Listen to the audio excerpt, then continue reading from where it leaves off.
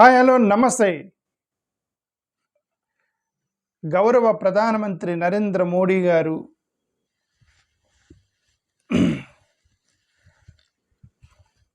తెలంగాణ వచ్చి తెలంగాణలో ఒక పెద్ద ప్రసంగం ఇచ్చి తర్వాత ఆంధ్రప్రదేశ్ వచ్చి గౌరవ ముఖ్యమంత్రి గౌరవ డిప్యూటీ ముఖ్యమంత్రి ఇద్దరు ఇళ్ళకెళ్ళి షేక్ హ్యాండ్ ఇచ్చి స్నేహం చేసి వాళ్ళందరినీ దగ్గర చేసుకొని ఏం మాట్లాడుంటారు?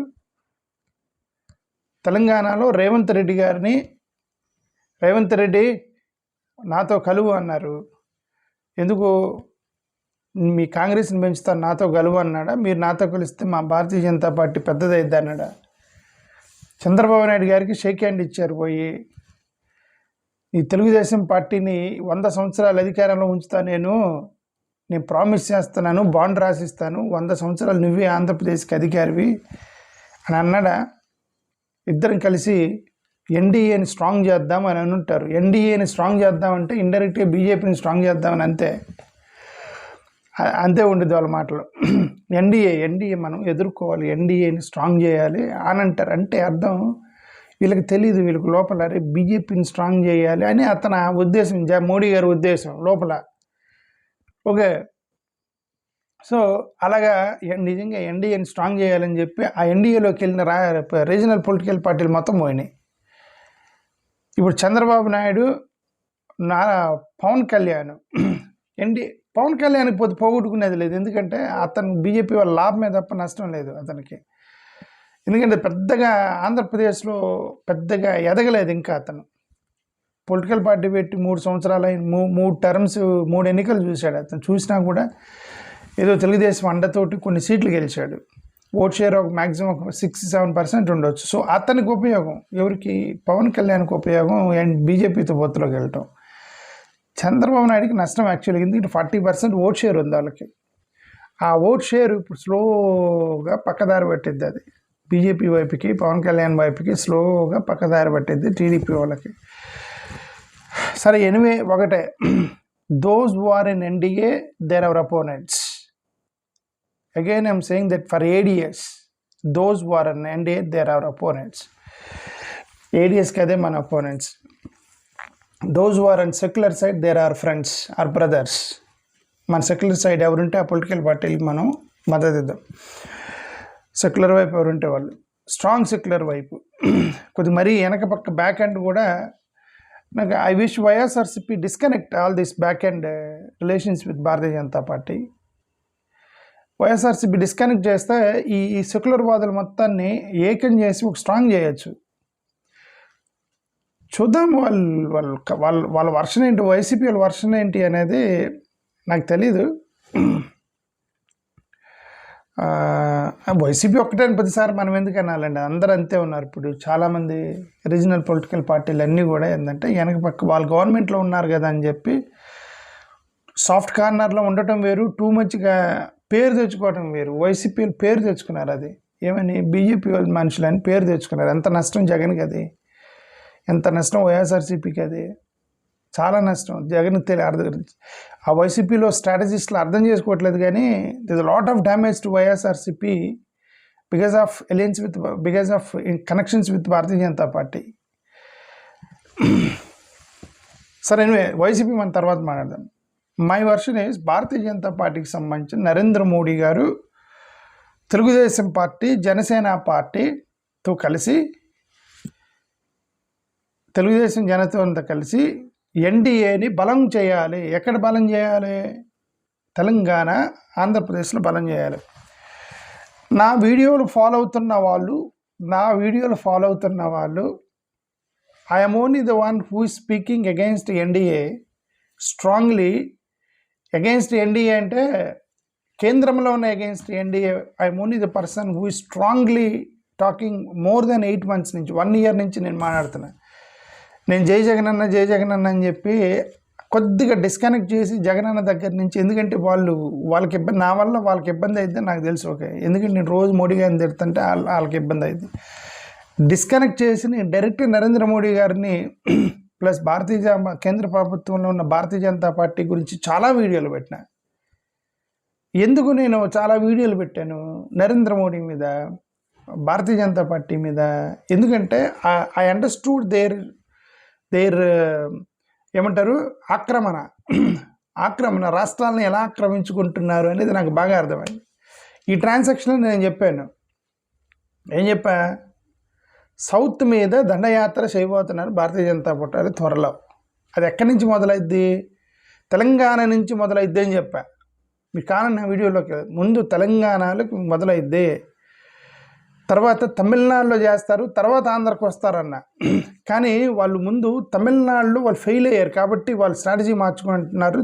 తెలంగాణ ఆంధ్ర ఇట్లా వెళ్తారు. ఇప్పుడు first next target is Andhra.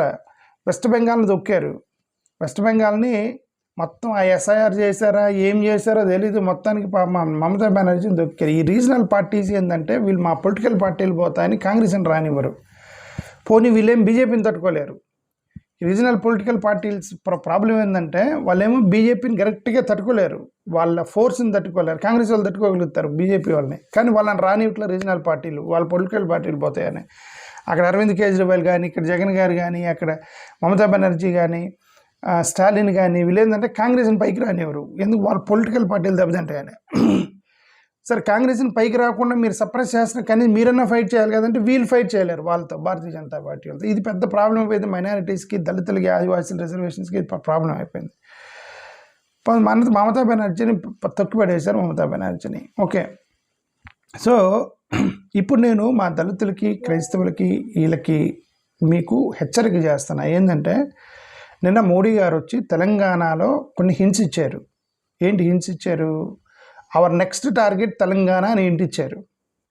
Revanth రెడ్డిని మాతో కలిసి నడవమనటం, ఓకే, చంద్రబాబు నాయుడిని కలవటం, పవన్ కళ్యాణ్ని కలవటం, భారతీయ జనతా పార్టీని తెలంగాణలో మనం పెంచాలి అని అంటారు. తెలంగాణలో పెంచాలంటారు. తెలంగాణ పెంచితే ఆంధ్ర, ఆ పక్కన వెస్ట్ బెంగాల్కి అస్సాంకి ఏంటి తేడా? రెండు ఒకటే కదా. అస్సాము వెస్ట్ బెంగాల్ రెండు పక్కనే ఉంటే ఇది బెంగాలీ మాట్లాడతారు. రెండు అస్సామీ బెంగాలీ రెండు పక్కనే సేమ్ లాంగ్వేజ్లు అనమాట. తెలంగాణ ఆంధ్ర లాగానే. తెలంగాణలో భారతీయ జనతా పార్టీ పెరిగితే విదిన్ 2 years ఆంధ్రప్రదేశ్కి క్యాప్చర్ చేస్తారు. ఓకే, రెండు తెలుగు రాష్ట్రాలే కదా, రెండు కల్చరు మొత్తం కూడా ఒకటే కాబట్టి. So there start from Telangana. కాబట్టి మనం జాగ్రత్తగా ఉండాలి. ఎందుకు ఉండాలంటే ఈ దేశం హిందూ దేశం, మెజారిటీ హిందువులే. మెజారిటీ హిందువుల వల్ల మనకి ఎల్లప్పుడూ నష్టం రాలే. మెజారిటీ హిందువుల వల్ల, హిందూ సహోదరుల వల్ల, హిందూ మతం వల్ల మనకి ఎప్పుడూ నష్టం రాలే. హిందుత్వవాదం వల్ల నష్టం వచ్చింది. హిందుత్వవాదం వేరు, హిందూ మతం వేరు. మన సహోదరులు, మన చిన్నమ్మలు, పెద్దమ్మలు, పక్కన ఉన్న చుట్టుపక్కల మా బంధువులు, మా ఊర్లు, మేము తప్ప మిగతా మతం హిందువులే. అందరు హిందువులే. మా మేనమామలు, చిన్నమామలు అందరు హిందువులే. వాళ్ళ వల్ల ఎవరికి నష్టం లేదు. ఎందుకంటే వాళ్ళ భక్తి వాళ్ళు చేసుకుంటారు. హిందుత్వవాదం వల్ల ప్రాబ్లమ్స్ ఉన్నాయి. హిందుత్వవాదం వీళ్ళు ఏం చేస్తారంటే థియాలజీ, ఏమంటారు, ఐడియాలజీని నెడతారు. ఐడియాలజీని నెట్టాలంటే అర్థం ఏంటి? ఐడియాలజీని పక్కవాడికి అర్థం చేయించడానికి వీళ్ళు వెదుటివాడి ఐడియాలజీ తప్పని ప్రూవ్ చేయాలి. ఇప్పుడు ఐడియాలజీ అంటే ఒక సిద్ధాంతాన్ని నమ్మించడం. సిద్ధాంతాన్ని నమ్మించాలంటే అవతల సిద్ధాంతం తప్పని చెప్పి చేయాలి. దానికి కొన్ని అల్లర్లు, గొడవలు ఇవన్నీ సృష్టించాలి. ఇవన్నీ సృష్టిస్తే తప్ప ఐడియాలజీని తీసుకెళ్ళలేరు. కాబట్టి వాళ్ళు చేస్తున్నారు ఇప్పుడు హిందుత్వవాదం పేరుతో. That is problem for Dalits, Adivasi, minorities. ఇప్పుడు క్రిస్టియన్ కన్వర్షన్స్ మీద ఎక్కువగా చర్చ జరగబోతుంది వచ్చే రోజుల్లో. నేను అదే చెప్తున్నా, నా ఛానల్ని 8 నెలల నుంచి చూసేవాళ్ళు నేను ఏదైతే చెప్తున్నానో అది జరుపుకుంటూ వస్తుంది. మీరు ఇంకా నమ్మకపోతే నేనేం చేయలేను. 8 నెలల నుంచి చెప్తాను. నేను ఇంకొకటి కూడా చెప్తాను, చాలా గర్వంగా చెప్తాను. నేను I'm only the first channel who is fighting with central government, first channel who is talking against central government policies and all in the state of Andhra Pradesh. It's only channel. ఇప్పుడు అందరు మాట్లాడుతున్నారు. ఇప్పుడు మొన్న విజయ్ గెలిచిన తర్వాత వీళ్ళలో చాలా హోప్ వచ్చేసి వీళ్ళందరూ కూడా తగలటానికి రెడీ ఉన్నారు. అదే కావాల్సింది. ఇదంతా తగులుతున్నారు. వీళ్ళందరూ కూడా ఉత్సాహం వచ్చేసింది మా వాళ్ళలో. అలా ఉత్సాహాన్ని కంటిన్యూ చేయండి. నేనేమైందంటే క్రిస్టియన్ కన్వర్షన్స్ మీద ఫారెన్ రిలీజియన్ ఇన్ఫ్లుయెన్స్ అని డెమోగ్రాఫిక్ చేంజ్ మోడీ గారు అఫిడవిట్ చేశారు. డెమోగ్రాఫిక్ చేంజ్ అని ఏంటంటే మత మార్పిడులు జరిగితే వాళ్ళు ఎక్కువ అవుతారట. ఆల్రెడీ ఇప్పుడు హిందువులు ఎక్కువ మంది ఉన్నారు, ఏం జరగలేదు కదా. క్రిస్టియన్స్ ఎక్కువైతే ఏమైతే ఓకే. డెమోగ్రాఫిక్ చేంజ్ అన్నారు, వాళ్ళు 90% మంది ఉన్నారు, వీళ్ళు 2% ఉన్నారు ఆన్ రికార్డులో. వీళ్ళు పెరుగుతుంటే డెమోగ్రాఫిక్ చేంజ్ అని కోర్టులో వేశారు నరేంద్ర మోడీ గారు. ఓకే. డెమోగ్రాఫిక్ బ్యాలెన్స్ ఉండాలంటే, డెమోగ్రాఫిక్ బ్యాలెన్స్ అంటే మరి వాళ్ళకి క్రిస్టియన్స్ 50 మంది, హిందువులు 50 మంది బ్యాలెన్స్ కదా. వాళ్ళు 90 మంది ఉన్నారు, వీళ్ళు ఇద్దరు ఉన్నారు, డెమోగ్రాఫిక్ ఇంబ్యాలెన్స్ అని వేశారు. డెమోగ్రాఫిక్ చేంజ్ అని పదం వాడారులేండి. డెమోగ్రాఫిక్ చేంజ్ ఏంటి? డెమోగ్రాఫిక్ చేంజ్ ఈ హిందువులుగా ఉన్న వాళ్ళు క్రిస్టియన్స్గా మారితే కల్చర్ మొత్తం కూడా మారుతుంది అనేది వరకు ఆర్గ్యుమెంట్ పట్టుకొచ్చారు కోర్టులో. ఏది దళిత క్రైస్తవులకు ఎస్సీ స్టాటస్కి సంబంధించిన దాంట్లో అఫిడవిట్ వేసిన దాంట్లో రాశారు ఇది. ఓకే. ఇప్పుడు ఇవి చర్చకు రాబోతున్నాయి ఆంధ్రప్రదేశ్లో. ఎందుకు చర్చకు వస్తాయి? The moment Modi, Pawan Kalyan, Chandrababu, Nara Lokesh they want to adapt that Hindutva రాజకీయాన్ని అడాప్ట్ చేసినప్పుడు ప్రధానంగా ఆంధ్రప్రదేశ్, తెలంగాణలో చర్చకు వచ్చేది క్రిస్టియన్స్, నాట్ ముస్లిమ్స్. ఎందుకు? ముస్లిమ్స్ జనాభా ఎక్కువ లేరు ఆంధ్రప్రదేశ్లో. వాళ్ళు రాజకీయం చేయడానికి ఒక స్ట్రాంగ్ ఫోర్స్ కావాలి. స్ట్రాంగ్ ఫోర్స్ కావాలంటే ఎక్కువ క్రిస్టియన్ జనాభా ఉంది ఆంధ్రప్రదేశ్లో. So they choose that anti Christian politics చేసి వాళ్ళు అలా హిందూ ఓట్ పోలరైజేషన్ చేసుకోవడానికి ట్రై చేస్తారు. ఇప్పుడు వెస్ట్ బెంగాల్ యాంటీ ముస్లిం ఇన్ఫిల్ట్రేటర్స్ అదంతా చేశారు. ఎందుకు? అక్కడ 33% ముస్లిం పాపులేషన్ ఉంది. ఇక్కడ ఆంధ్రప్రదేశ్లో ముస్లిం పాపులేషన్ తక్కువ, క్రిస్టియన్ పాపులేషన్ ఎక్కువ ఉంది. So their opponents are going to be, ఇప్పుడు వాళ్ళు మన మీద రాజకీయం చేయబోతారు వీళ్ళు. త్వరలో క్రిస్టియన్ మిషనరీలు, మా క్రిస్టియన్ మత మార్పుడులు, వైఎస్ఆర్సీపీకి సంబంధించిన జగన్మోహన్ రెడ్డి మతాన్ని ఇవన్నిటిని తీసుకొస్తారు. ఇప్పుడు ఎన్ని తీసుకొస్తారు కాబట్టి మనం చాలా జాగ్రత్తగా సిద్ధంగా ఉండాలి. That's what I said. Anticipate చేసే అంబేద్కర్ డిఫెన్స్ స్క్వాడ్ అని మేము యాంటిసిపేట్ చేసి ముందే ప్రిపేర్ చేస్తున్నాం జనాలను. ఎందుకు? నేను మీకు అదే చెప్పి, we're ready, we're going to defend our lives. ఇది మన జీవితాలను మారుస్తాయి. ఎందుకంటే అటాక్ చేయొచ్చు, చర్చలు పడగొట్టచ్చు, రిజర్వేషన్లు తీసేయచ్చు, సర్టిఫికేట్లు తీసేయచ్చు, ఎస్సీ ఎస్టీ క్యాస్ట్ మమ్మల్ని కొట్టేసి మీరు ఎస్సీ ఎస్టీ క్యాస్ట్ పెట్టడానికి లేదా అనవచ్చు, బూతులు తిట్టవచ్చు, కులాలను తిట్టి మీరు ఎస్సీ ఎస్టీ కేసు పెట్టకూడదని ఇవన్నీ జరగవచ్చు వచ్చే రోజుల్లో. ఇవన్నీ జరగకూడదంటే మేము అందుకే డిఫెన్స్ స్క్వాడ్ అని, అంబేద్కర్ డిఫెన్స్ స్క్వాడ్ అని పెట్టి మామూలు ప్రిపేర్ చేస్తున్నాం అడ్వాన్స్డ్గా. ఓకే. సో ఇది మీకు జాగ్రత్తగా సిద్ధంగా ఉండండి అని చెప్తున్నాను. దళిత క్రిస్టియన్స్ని ఎక్కువగా డిస్క్రిమినేషన్ మీద, దళిత క్రిస్టియన్స్ మీద ఎక్కువ పడవచ్చు. ఎందుకంటే ఈ దళిత క్రిస్టియన్స్ సర్టిఫికేట్ల మీద వాటి మీద ఎక్కువగా చర్చ జరిగితే ఏమవుతుందంటే హిందూ పోలరైజేషన్ జరిగిద్దని, ముస్లిమ్స్ మీద పెద్దగా సౌత్ ఇండియాలో పెద్ద ముస్లిమ్స్ మీద గొడవలు ఉండవు. కాబట్టి ఏ స్టేట్లైనా చూసుకొని మత మార్పిడి గురించి మాట్లాడుతున్నారు. ఇప్పుడు కర్ణాటకలో యాంటీ కన్వర్షన్లా వేసి అక్కడ ఇక్కడ ఇవన్నీ కూడా క్రిస్టియన్స్ మీద ఎక్కువ చేశారు. బట్ అయినా సరే కేరళ, తమిళనాడు పెద్ద పట్టించుకోవాలి, కర్ణాటక పట్టించుకోవాలి, తెలంగాణలో కూడా కాంగ్రెస్ గవర్నమెంట్, ఇక్కడ కూడా గతంలో YCP government, non NDA government. So నేనేమన్నానంటే పెద్ద స్కోప్ లేదు ఆంధ్ర, సౌత్ ఇండియాలో స్కోప్ లేని దగ్గర స్కోప్ క్రియేట్ చేయడమే భారతీయ జనతా పార్టీ స్ట్రాటజీ. ఇప్పుడు అందుకే వచ్చాడు ఆయన, తెలంగాణ వచ్చాడు, తమిళనాడు వచ్చాడు, తెలంగాణ వచ్చాడు, అక్కడి నుంచి మొదలెట్టాడు, ఒక ఉద్యమం మొదలెట్టాడు మోడీ గారు. How to capture south India అనేది మొదలెట్టారు. సో మీరు క్యాప్చర్ చేయొచ్చేమో, మేమేం చేయలేము, ఎందుకంటే అది we cannot stop. Bharatiya Janata party దేశవ్యాప్తంగా బాకింది. సో వీళ్ళని అడ్డుకుంటామని మేము అన్నాము, మమ్మల్ని మేము డిఫెండ్ చేసుకోవడానికి సిద్ధంగా ఉన్నామని చెప్తున్నాను. మేము ఎవరిని అడ్డుకోము, ఎందుకంటే వాళ్ళ ఫండమెంటల్ రైట్ అదే. పొలిటికల్ పార్టీలు పైకి తెచ్చుకోవటం, పొలిటికల్ పార్టీలు ఎదగటం, ఎమ్మెల్యేలు ఎమ్మెల్సీలకే గెలవటం అనేది వాళ్ళ ఫండమెంటల్ రైట్. డెమోక్రసీ ఇది.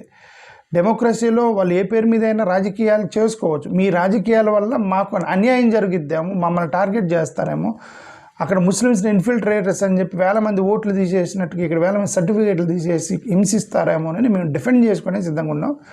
వెల్కమ్ మోడీ గారు, వెల్కమ్ నరేంద్ర మోడీ గారు, వెల్కమ్ అమిత్ షా గారు, వెల్కమ్ చంద్రబాబు గారు, వెల్కమ్ పవన్ కళ్యాణ్ గారు, వెల్కమ్ లోకేష్ గారు. ఎవరెవరైతే ఎన్డీఏకు స్ట్రాంగ్గా వచ్చి ఈ యొక్క మార్జినలైజ్డ్ ఎస్సీ ఎస్టీ బీసీ ఈ కమ్యూనిటీస్ మీద మీరు యుద్ధం చేస్తారో మేము సిద్ధంగా ఉన్నాం ఈ యుద్ధాన్ని ఎదుర్కోవటానికి.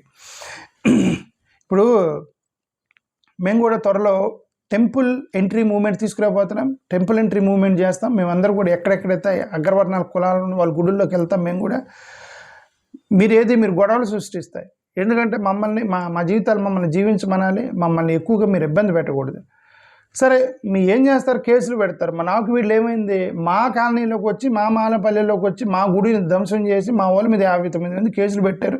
ఎందుకంటే మీ దేశ పవర్ ఉంది కాబట్టి. ఇంకా మా వాళ్ళు భయపడి ఎవడు బయటికి రాలే. టెంపుల్ ఎంట్రీ మూవ్మెంట్ చేయడం 10 నిమిషాలు. నేను చాలాసార్లు చెప్పాను, ఎవరే పోయి మీ అగ్ర కులాల్లో ఉన్న టెంపుల్లోకి వెళ్ళండి రా అని. కొడితే అక్కడ కొడతారు, కొట్టి వీళ్ళని కొట్టి వీళ్ళ మీద కేసు పెట్టి వీళ్ళని జైలు వేస్తారు. ఇదంతా దళితులకున్న అమాయిగా దళితులకున్నట్టు అరాచకం ఇదంతా దళితుల మీద. సో వీటన్నిటిని మేము మొత్తం ఎంతవరకు అడ్డుకోగలం తెలియదు. But ADS is going to defend all these things in the days ahead. మేము సిద్ధంగా ఉన్నాము. డెనియల్ ఆఫ్ డిగ్నిటీ అనే దాన్ని మేము కాపాడతాం 100%. సోషల్ వైలెన్స్ అనేది మీరు తగ్గించాలి 100%. మీరందరూ కూడా దానికి సిద్ధంగా ఉండండి. Non violence kind of we're going to defend. Conversion politics, ఈ మధ్య కన్వర్షన్ పాలిటిక్స్ 100% చేస్తారు. సోషల్గా టార్గెట్ చేస్తారు, పొలిటికల్గా ఐజోలేషన్ చేయడానికి ట్రై చేస్తారంటే వీళ్ళంతా క్రిస్టియన్స్ మనందరం హిందువులమే అని చెప్పేసి ఏం చేస్తారు, ఐజోలేట్ అవుతారు. ఐజోలేట్ అయితే క్రిస్టియన్స్ మొత్తం ఒక గ్రూప్ అవుతారు. వాళ్ళు ఏంటంటే టార్గెట్ చేయరు.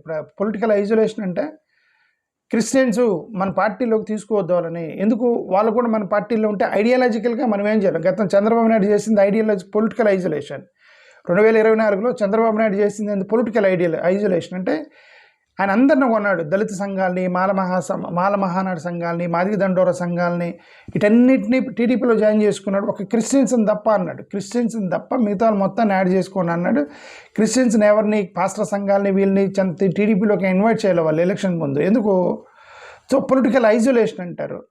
మత మార్పిళ్ళ గురించి మాట్లాడాలంటే వాళ్ళు ఉండకూడదు మన దగ్గర. సో ఇది భారతీయ జనతా పార్టీ ఏం చేస్తుందంటే మొత్తం హిందువులు మొత్తాన్ని జాయిన్ చేసుకొని ఈ ముస్లిమ్స్ని, క్రిస్టియన్స్ని వాళ్ళని జాయిన్ చేయకంటారు. ఎందుకంటే రేపు పొద్దున వాళ్ళని తిడితేనే కదా మనకు ఓట్లు వచ్చేది. కాబట్టి వాళ్ళ పొలిటికల్ ఇంటెన్షనల్ ఐజోలేషన్.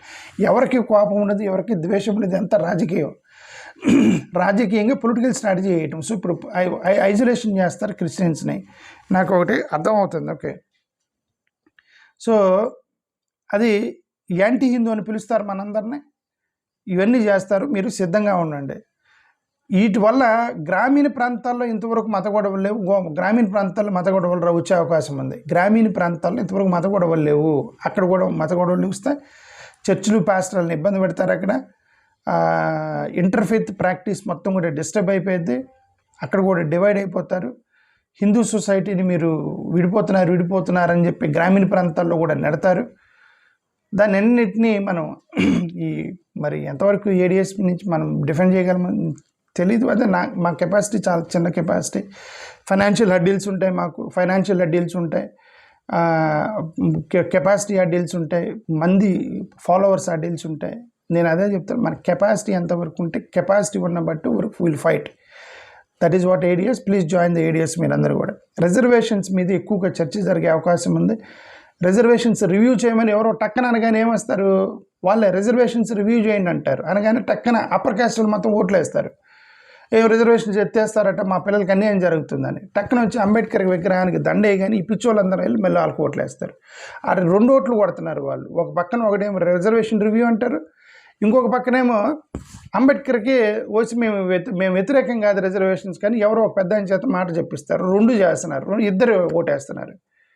నేను ఇది వైసీపీ వాళ్ళకి నేను చాలాసార్లు చెప్పిన, స్వామి మీరు పార్టీ లైన్ అని పెట్టుకొని మీరు ఒక స్ట్రిక్ట్ లైన్లో వెళ్ళకండి, ఇద్దరిని మాట్లాడినివ్వండి, డెమోక్రసీ ఇవ్వనండి, క్రిస్టియన్స్ సపోర్ట్ చేయనండి, హిందువులు సపోర్ట్ చేయనండి. There should be democracy. ఆ డెమోక్రసీ ఉన్నప్పుడు 2 ఓట్లు వస్తాయి మీకు. మీరు పార్టీ లైన్ ఒక లైన్ గీస్తే ఆ లైన్ లోపల ఉన్నవాడు నీకు ఓటేస్తాడు, బయటోడు ఎవడు ఓటేయడు. You lose your votes. I told many times YSRCP అంటే అంటే ఎవరో పెద్దవాళ్ళు నాతో మాట్లాడతారు, ఏంది ఎవరో చిన్న వాళ్ళు నాతో. నేను చాలా చిన్నోడిని, నా చిన్న వాళ్ళతో మాట్లాడతాను నేను. ఓకే, ఇది వైసీపీ ఆ మిస్టేక్ చేసి 2024లో ఓడిపోయారని నేనైతే అనుకోండి. Creamy layer for schedule caste చర్చ రాబోతుంది త్వరలో. రిలీజియన్ బేస్డ్ ఎక్స్క్లూజన్ అనేది చర్చ రాబోతుంది. మీరంతా సిద్ధంగా ఉండండి. దళిత క్రిస్టియన్స్ని 1950 షెడ్యూల్ క్యాస్ట్ పారా 3 ప్రకారం వాళ్ళకి రిజర్వేషన్స్ని ఎక్స్టెండ్ చెయ్యాలి. యాక్చువల్గా అది చేయకపోగా వీళ్ళందరూ కూడా ఫారినర్స్ వీళ్ళందరూ కూడా మనోళ్ళు కాదు, వీళ్ళు పరాయోళ్ళు అని చెప్పి ఒక పెద్ద సృష్టిస్తారు. వీళ్ళంతా ఎవరు? దళిత క్రిస్టియన్స్ ఎవరు? మన పల్లెలో, మన ఊరిలో, మన గ్రామం మీద, మన గడ్డ మీద, మన ద్రవిడియన్ గడ్డ మీద పుట్టిన మానామాదిగ జాతి.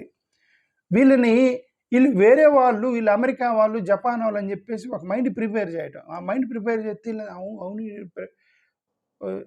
అరే మన ముందు మనోడే కదనంటే అటు ప్రిపేర్ చేయడం మీడియాని వాడి సోషల్ మీడియాని వాడి ఇవన్నీ చేస్తారు. So you all must be we are prepared for all this to encounter all these things from our ADS banner. So Hindu Dalit versus Christian Dalit polarisation జరిగిద్ది, విడగొట్టేస్తారు. ఆల్రెడీ విడగొట్టేశారు. హిందూ దళితులు క్రిస్టియన్ దళితులను విడగొట్టారు ఆల్రెడీ. వీటికి అర్థం కావట్లేదు, హిందూ దళితులకు అర్థం కావట్లేదు. వాళ్ళు తప్పిపోయిన పిల్లలు వాళ్ళు. ఎవరు ఈ హిందూ మతంలో ఉన్న దళితులు ఎవరైతే క్రిస్టియన్స్ని వీళ్ళని హేట్ చేస్తున్నారో వాళ్ళు తప్పిపోయిన వాళ్ళు. ఎందుకు తప్పిపోయిన వాళ్ళు? ఒక తిరణాలకు 100 మంది పోతే 20 మంది తప్పిపోయి 80 మంది ఒకవైపు ఉన్నారనుకోండి. 20 మందికి అది తప్పిపోయినట్టు, 80 మంది కాదు కదా. ఇప్పుడు ఎక్కువగా జనాభా క్రిస్టియన్ జనాభా, దళితులు మొత్తం క్రిస్టియన్స్ ఆంధ్రాలో. ఓ 10-15 మంది పక్కకి వెళ్ళి ఇది మాది, మాకే రిజర్వేషన్ కాదు, మాకే 10 మందికి ఎందుకు ఇస్తారా భయ్ మీరు? అదే చెబుతున్నా, మా వాళ్ళకి కొద్దిగా తెలివి తక్కువ.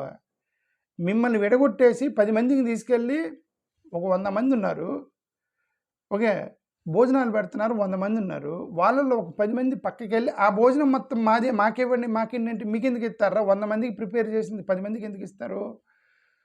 మీకు ఒక చిన్న ప్లేట్లో 10 మందికి సరిపోయే ప్లేట్ తీసుకొచ్చి వాళ్ళు ఇచ్చి మిగతాది వాళ్ళు తీసుకుంటారు. జనరల్ కేటగిరీకి వేస్తారు, నీకు ఎందుకు వేస్తారు? ఓకే, హిందువులకు అర్థం కావట్లేదు. వాళ్ళు అనుకుంటున్నారు 100% రిజర్వేషన్ మాకే వస్తుంది, మీకెందుకు ఇస్తారు? జనాభా లెక్కలు పెట్టేసి ఇదిగోండి హిందూ దళితులు కేవలం 50 లక్షల మందే ఉన్నారు, వీళ్ళకి 2% రిజర్వేషన్ సరిపోద్దని మీకు 2% reservation, SC reservation will be reduced 15% నుంచి 2% తగ్గించిస్తారు భయ్ హిందూ దళితులకి. మీరు ఇట్లాంటి పిచ్చి పిచ్చి స్లోగన్స్ పెట్టారంటే వాళ్ళందరూ కలిసి ఉన్నారు కాబట్టి జనాభా ఎక్కువగా కనిపిస్తుంది కాబట్టి 15% రిజర్వేషన్ ఇస్తున్నారు మీకు. ఇదంతా కాదు, మా హిందూ దళితులకి మా రిజర్వేషన్ తీసుకుంటున్నారు, మాది మాకు ఇవ్వాలి అంటే మీకెందుకు ఇస్తారు?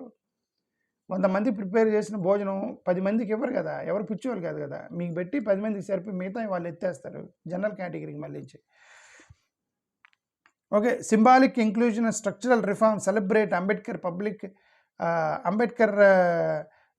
పబ్లిక్గా సెలబ్రేట్ చేస్తారు. దళిత్ అవుట్ రీచ్ ప్రోగ్రామ్స్ పెడతారు, ఇవన్నీ పెడతారు. ల్యాండ్ రిఫార్మ్స్ ఇవన్నీ పెట్టి కూడా ల్యాండ్ రిఫార్మ్స్ మాత్రం వీక్ చేస్తారు. మా అసైన్డ్ భూములు మొత్తం వాళ్ళ చేతులకి వెళ్తాయి. క్యాస్ట్ వైలెన్స్ కంటిన్యూ అవుతూ ఉండిద్ది. మీడియా, జ్యుడిషియరీ, ప్రైవేట్ సెక్టార్లు వీటన్నిటిలో కూడా మాకు రిప్రజెంటేషన్ లేకుండా చేస్తారు. సో ఇదంతా జరగబోతుంది. ఇదంతా కూడా క్యాస్ట్ యూనిటీ అనేది వీక్ చేస్తారు, రిలీజియస్ డివిజన్ చేస్తారు. ఓకే, రిలీజియస్ డివిజన్ చూసినప్పుడు క్యాస్ట్ వీక్ అయితే దళితుల హక్కులు, దళితుల సంఘాలు, దళితులు మొత్తం కలిసి ఉండాలి. ఇది బిగ్ బాస్కెట్, కాళ్ళు దళిత్ బాస్కెట్ని ముక్కలు చేస్తారు. దళిత్ బాస్కెట్ని ముక్కలు చేసి చిన్న చిన్న గ్లాసులు చేస్తారు. ఒక పెద్ద గంప, ఆ గంపలో దళితులు ఉంటే వాళ్ళ గొడవలు పెట్టేసి వాళ్ళందరిని విడగొట్టి చిన్న చిన్న గ్లాస్ సైజ్ చేస్తే గ్లాస్ సైజ్ వీళ్ళు ఏం ఫైట్ చేస్తారు? ఒక పెద్ద basket can fight, not glasses. So that's weaken the strength and unity of the Dalit community. It will happen. ఇది ఎంటైర్ దేశవ్యాప్తంగా అదే చేశారు. ఇప్పుడు ఆంధ్రప్రదేశ్లో చేయబోతున్నారు. త్వరలో సిద్ధంగా ఉండండి మీరంతా. Dominant caste political system becomes stronger. ఇప్పుడు దళితులు వీక్ అయితే ఏమైంది? అప్పుడు పవర్ వాళ్ళ చేతిలో ఉండిద్ది. డామినెంట్ సొసైటీ పవర్ వాళ్ళ చేతిలో ఉండిద్ది. డివైడ్ అండ్ రూల్ వాళ్ళ చేతిలో పవర్ ఉండాలంటే వీళ్ళని వీక్ చేయాలి. షెడ్యూల్ క్యాస్ట్లను వీక్ చేయాలి, బ్యాక్వర్డ్ కమ్యూనిటీస్ని వీక్ చేయాలి. బ్యాక్వర్డ్ కమ్యూనిటీస్ని స్పెసిఫిక్గా వీక్ చేయాల్సిన అవసరం లేదు. వాళ్ళు పొలిటికల్ పార్టీల పరంగా డివైడ్ అయి ఉన్నారు బీసీలు, కాబట్టి వాళ్ళ మీద పెద్ద థ్రెట్ లేదు. దళితులకి ఇటు వచ్చి థ్రెట్ ఉంది కాబట్టి వాళ్ళని వీక్ చేస్తున్నారు రిలీజియన్ పేరు మీద. సో సపరేట్గా నెగోషియేట్ చేస్తాం, మనమైతే సపరేట్గా ప్రొటెస్ట్ చేస్తాము, మా పవర్ కావాలని చెప్పి గొడవ చేస్తూ ఉంటాము. అందుకని మనల్ని వీక్ చేస్తారు. ఇప్పుడు ఇది పెద్ద ల్యాబ్ కాబోతుంది. Andhra Pradesh is going to be a big an experimental lab to capture the entire South India for Narendra Modi ji and his strategic plan. Chandrababu Naidu గారు గవర్నెన్స్, వాళ్ళ ప్లాన్ ఇదే. చంద్రబాబు నాయుడు గారు గవర్నెన్స్ మీద, డెవలప్మెంట్ మీద మాట్లాడతాడు ఎక్కువ. పవన్ కళ్యాణ్ సనాతన ధర్మమా అంటాడు. కింద బీజేపీ వీళ్ళందరూ గొడవ చేస్తారు. వీళ్ళు 3 ఓటు పోలరైజేషన్ చేస్తారు ఈ రేపొద్దున ఎన్నికల్లోపు.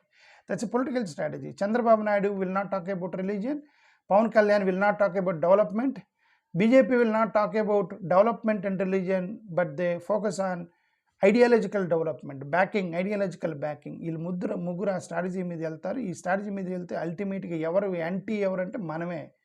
దళితులు, ఆదివాసీలు, క్రిస్టియన్స్, ముస్లిమ్స్ వీళ్ళందరూ కూడా వాళ్ళకి opponents. So this ADS is going to be a big encounter, defence counter. మనం పోబోతుంది. We are going to defend all this వాళ్ళ ప్లాన్స్ మనమే డిఫెండ్ చేయాలి. సో మీరందరూ సిద్ధంగా ఉండండి. మన ఏరియాస్ ఇంకా ఎక్కువ మందిని జాయిన్ చేయండి. Make it a big force. We're going to defend. We're not going to attack. We're non violence. We will not attack anybody. Will not do anything. ఇలానే వీడియోల ద్వారా వాటి ద్వారా సోషల్ మీడియాలో ఐడియాలజికల్గా డిఫెండ్ చేయబోతున్నాం. అది నా ఉద్దేశం. అదే టెంపుల్ సెంటర్డ్ పాలిటిక్స్ పెరుగుతాయి ఆంధ్రాలో. యాంటీ కన్వర్షన్ లాయేయాలని చెప్పేసి గొడవ చేస్తారు త్వరలో. కల్చరల్ పోలరైజేషన్ చేయడానికి ప్రయత్నం చేస్తారు. సెలెక్టివ్ నేషనలిజం చేయడానికి ఇదంతా చేస్తారు. ఇది మొత్తం కూడా ఆంధ్రప్రదేశ్లో జరగబోతుంది. సరే, ఇంకా తెలంగాణ అంటే ఆల్రెడీ మొదలైంది. తెలంగాణలో రిలీజియస్ పోలరైజేషన్ ఆల్రెడీ చేశారు. టెంపుల్ ఇష్యూస్ మీద, నేషనలిజం మీద, ఐడెంటిటీ పాలిటిక్స్ మీద బండి సంజయ్, రాజా సింగ్ లాంటి వాళ్ళు పెద్ద పెద్దోళ్ళు రచ్చరచ్చ చేసి కొన్ని ఎంపీ సీట్లు కూడా గెలిచారు తెలంగాణలో. వాళ్ళు అన్ఎంప్లాయ్మెంట్ గురించి మాట్లాడరు, ల్యాండ్ గురించి మాట్లాడరు, ఎడ్యుకేషన్ గురించి మాట్లాడరు, క్యాస్ట్ డిస్క్రిమినేషన్ గురించి మాట్లాడరు, దళితులకు ఏం కావాలని మాట్లాడరు, వాళ్ళు వాటర్ గురించి మాట్లాడరు, వాళ్ళకి రోగాల గురించి మాట్లాడరు, ఏం మాట్లాడరు. మనందరం హిందువులమి అని చెప్పి మాట్లాడతారు. ఓట్ల పోలరైజేషన్ కోసం తెలంగాణ ఆల్రెడీ చేసి కొన్ని ఓట్లు కూడా నిజామాబాద్ అంటే ఎక్కడెక్కడైతే ఎక్కువగా సెంటిమెంట్స్ ఉన్నాయో మహారాష్ట్ర ఎఫెక్ట్ ఉన్నటువంటి నిజామాబాద్ లాంటి ప్లేస్లో ఆల్రెడీ క్యాప్చర్ చేస్తారు భారతీయ జనతా పార్టీ వాళ్ళు. ఆ నేరేషన్తోనే ఇప్పుడు it is going to be expanded with the help of Chandrababu Naidu, Lokesh and Pawan Kalyan. If they agree, వాళ్ళు ముందే తేరుకొని ఇదేంతో తేడా కొట్టేటట్టుకుంది, రేపు పొద్దున మనల్ని మింగేస్తారం, ఎందుకు వచ్చిన గొడవ అని చెప్పి వాళ్ళు వద్దులేండి, మీరు చూసుకోండి, మేము ఎలయన్స్ నుంచి బయటకు వెళ్తున్నామని చెప్పేసి ఎన్డీఏ నుంచి బయటకు వచ్చి ఇండిపెండెంట్గా కొట్లాడుకుంటూ కొంతకాలం సస్టైన్ అవుతారు టీడీపీ వాళ్ళు. ఓకే, సో ఇది అల్టిమేట్గా మనం ఏంటంటే ఇప్పుడు మనకి రిజర్వేషన్స్ కావాలండి. క్యాస్ట్ సెన్సస్ చేయాలి, జనాభా ప్రాతిపదికన రిజర్వేషన్స్ ఇవ్వాలి, మా అంబేద్కరిజాన్ని మీరు రెస్పెక్ట్ చేయాలి. మీరు మేమంతా దేశభక్తుల్ని దేశద్రోహులని పిలవడం మానేయండి. ఫస్ట్ ఆఫ్ ఆల్ దేశభక్తులు వీళ్ళందరూ కూడా మేమందరం హీరోలమి, దేశాన్ని కాపాడే హీరోలమి, మమ్మల్ని విలన్లు చేస్తున్నారు మీరు. ఓకే, మీ దగ్గర మీడియా పెట్టుకొని, మీ దగ్గర కాన్స్టిట్యూషనల్ సంబంధించినటువంటి మ్యానిపులేట్ చేసిన వ్యవస్థ పెట్టుకొని, మీ దగ్గర సోషల్ మీడియాలో హిస్టారికల్ నాలెడ్జ్ని మొత్తాన్ని తిప్పేసి రకరకాలుగా మార్చేసి డిజిటల్ వాడి మీరు మొత్తం కూడా మా మీద అటాక్ చేస్తున్నారు. సింపుల్గా దళిత కమ్యూనిటీ మీద, SC ST Christian Muslim minorities మీద. సో కాబట్టి దళిత కమ్యూనిటీస్ మనం పొలిటికల్ థింకింగ్ కోసం ఆలోచించాలి. ఈ బీజేపీని, కాంగ్రెస్ని, రీజనల్ పార్టీలని, లెఫ్ట్ పార్టీస్ని, క్యాస్ట్ రిలేటెడ్ ఈవెన్ దళిత పార్టీలని, రిలీజియస్ లీడర్స్ కూడా బ్లైండ్గా నమ్మేది లేదు. ఈసారి మనం ఐడియాలజికల్గా చాలా స్ట్రాంగ్గా బిల్డ్ చేయబోతున్నాం ఆంధ్రప్రదేశ్లో ఐడియాలజీని. మేము ఈ పొలిటికల్ పార్టీలను ఎవరిని మనం నమ్మేది లేదు. మా ఐడియాలజీకి మీరు ఏం హెల్ప్ చేస్తారని అడగబోయి మనం వాళ్ళకి మద్దతు ఇవ్వబోతున్నాం, ఏ పార్టీ అయినా సరే. Caste census, private sector reservations ఉండాలి, క్యాస్ట్ సెన్సెస్ చేయాలి, SC status equality should be there. అందరూ ఒకటే, దళితులు మొత్తం ఒకటే. దళితుల్లో ఆడిది ఇది కాదు, వాళ్ళందరూ ఒక అమ్మ పుట్టిన పిల్లలు మొత్తం ఒకటే. It's all A Dalit unity కాన్సెప్ట్ని అర్థం చేసుకొని వాళ్ళకి సపోర్ట్ చేసే వాళ్ళకి ఓట్లు వేస్తాము. ఈ విధంగా దళితులను డివైడ్ చేసి ముక్కలు చేసి మీ ఆధిపత్యం కోసం చేసే వాళ్ళని we're not going to support anymore. Caste violence we're not going to bear anymore. మీరు ఎడ్యుకేషన్ని, ల్యాండ్ యాక్సెస్ని, రిప్రజెంటేషన్ని వీళ్ళందరూ కూడా మీరు పెంచాలి. మాకు డాక్టర్ బిఆర్ అంబేద్కర్ కోరుకుంది అదే, రాజ్యాంగం చెప్పింది అదే, మా రిజర్వేషన్ యొక్క పాలసీ అదే. ఈ యాంటీ డిస్క్రిమినేషన్ లాస్ మొత్తం ఎత్తేసేయండి. Mutual hostility, dignity, rights, caste discrimination మొత్తం ఎండ్ చేయండి. ఓకే, మేము ఇది క్యాంపస్లో చెప్పబోతున్నాము, ఎడ్యుకేషన్ చేయబోతున్నాము, స్కాలర్షిప్లు, కోచింగ్ సెంటర్లు, లీడర్షిప్ ట్రైనింగ్, మీడియా స్కిల్స్ మొత్తం పెడతాము. మా వాళ్ళు మొత్తం ఎడ్యుకేట్ చేస్తాం. లీగల్ ఛానల్స్, ఆర్టీఐ చేస్తాము, మొత్తం హ్యూమన్ రైట్స్ మెకానిజం చేస్తాము, డిజిటల్ డాక్యుమెంటేషన్ చేస్తాము, ఈ పీస్ఫుల్ డెమోక్రటిక్ ప్రొటెస్ట్ కూడా చేస్తాం, పీస్ఫుల్గా నాన్ వైలెంట్ కైండ్ ఆఫ్ త్వరలో. మేము ఒకటే చెప్పేది, ప్రైవేట్ సెక్టార్ రిజర్వేషన్స్ ఉండాలి, క్యాస్ట్ సెన్సస్ చేయాలి, ఎస్సీ రిజర్వేషన్స్ని డిబేట్ చేయాలి, దళితులు మొత్తం ఒకటే, దళిత క్రైస్తవులను కూడా మీరు కలిపేసేయాలి దీంట్లో. ఈ హింసాపండే మా దళితులు కట్టుకున్నటువంటి చర్చిలు, గుడులు, మసీదుల జోలికి వెళ్ళకండి. వాళ్ళ ప్రాపర్టీస్ అవి, మనకు రైట్ లేదు, వాళ్ళు ఏదైనా చేసుకోవచ్చు. వాళ్ళ హాస్టల్స్, వాళ్ళ స్కూల్స్, వాళ్ళ ఎడ్యుకేషనల్ ఇన్స్టిట్యూషన్స్ జోలికి మనం వెళ్ళకూడదు. ఇవన్నీ చేస్తే మా కమ్యూనిటీకి నష్టం జరిగింది కాబట్టి మేము మాట్లాడుతున్నాం. థ్యాంక్ యూ, నమస్కారం.